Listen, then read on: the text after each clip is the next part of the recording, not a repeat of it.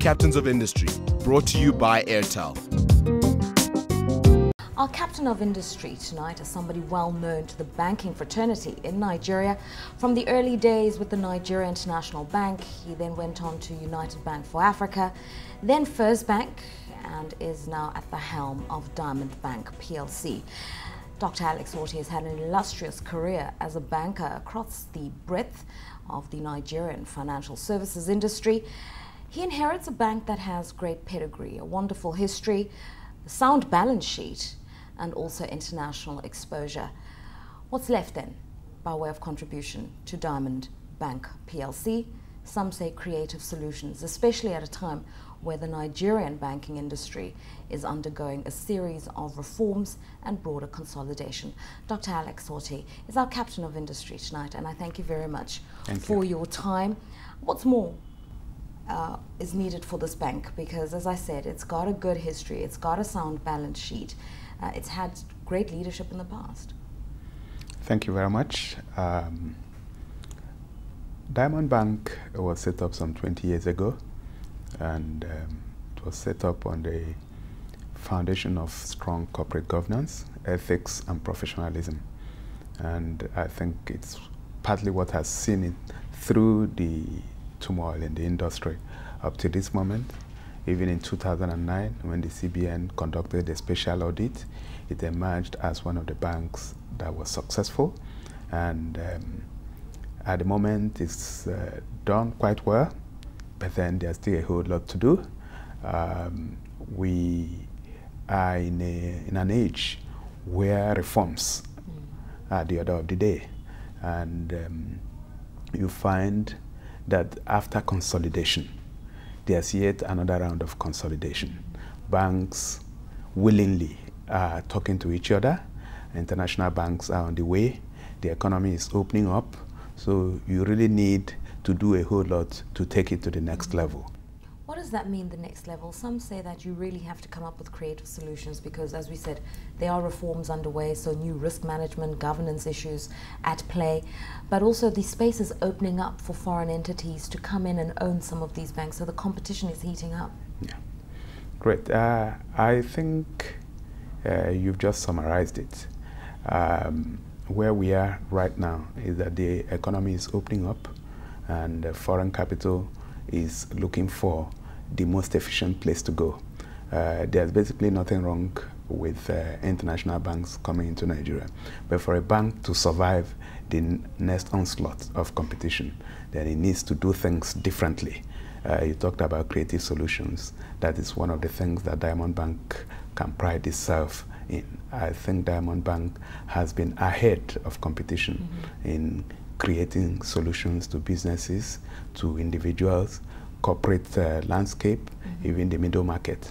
Diamond Bank is very strong in the middle market, but again, when you look at the middle market, you know that it also has its own problems. Loss norms are very high. Well, margins can be high, but then when you are dealing with very high loss norms, so you need people who can think out of the box to deal with those markets. The retail landscape is another area that has been untapped in Nigeria, and Diamond Bank is leading the pack. So basically for me, it is to consolidate on the gains that have been made and then launch it for the next phase of competition. I mean, obviously your career has been concentrated in the area of corporate finance, and we know that the big challenge in Nigeria is to get the unbanked banked, so retail is becoming a very competitive space because it's new terrain.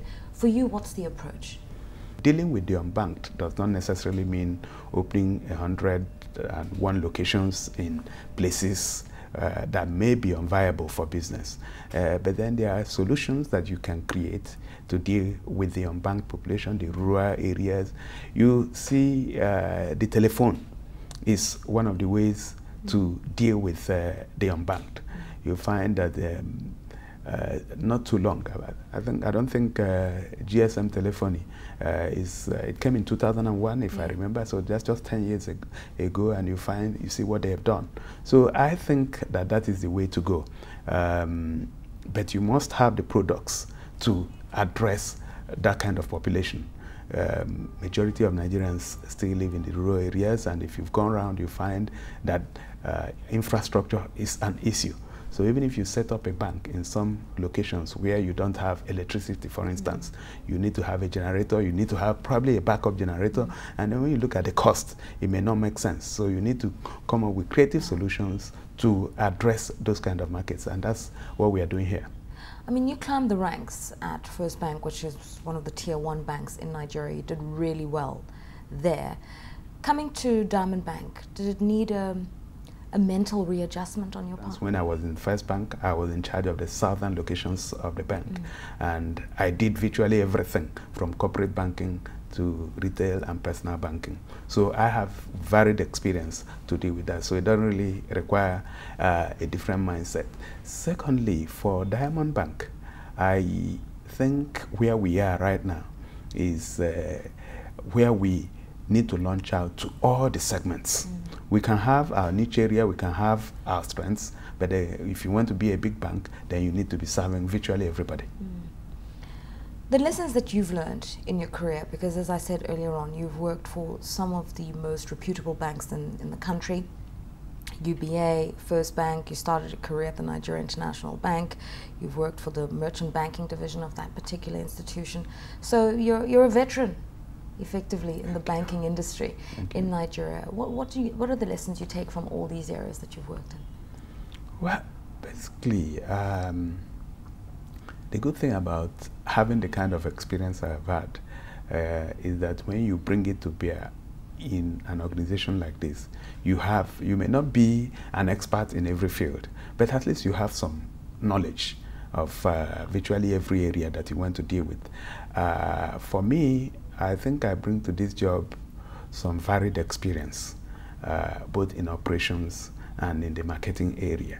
And it's going to be very useful in dealing with all the areas that we want to be dealing with in the bank. Diamond Bank at the moment has well over 215 locations. And some of the locations are tilted towards the corporate bank business. Lagos, Abuja, to a little extent Port Harcourt.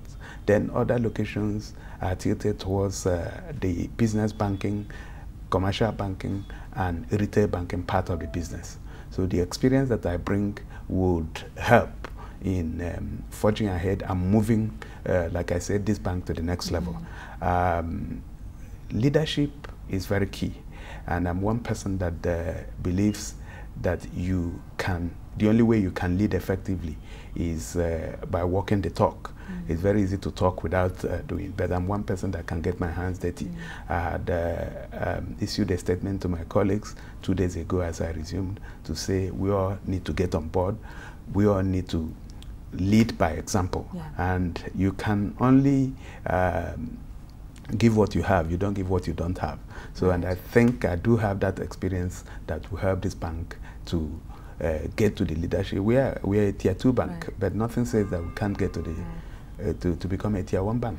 I mean, from the media reports that I've been going through, there is a case currently underway that could effectively be the litmus test to your leadership at the moment. There's a case in the media concerning something that happened in 2008, alleged fraud by some employees at Diamond Bank, for instance, something that the Economic and Financial Crimes Commission is investigating. Without getting into the details of that particular case, it's one of those things that dents the blemish of the bank. And I think whilst the court process goes forward, you would need, especially for foreigners looking into opportunities in Nigeria, to really ensure that there are no cracks in the system, that there are no credibility issues around the bank, that the integrity is completely unquestionable.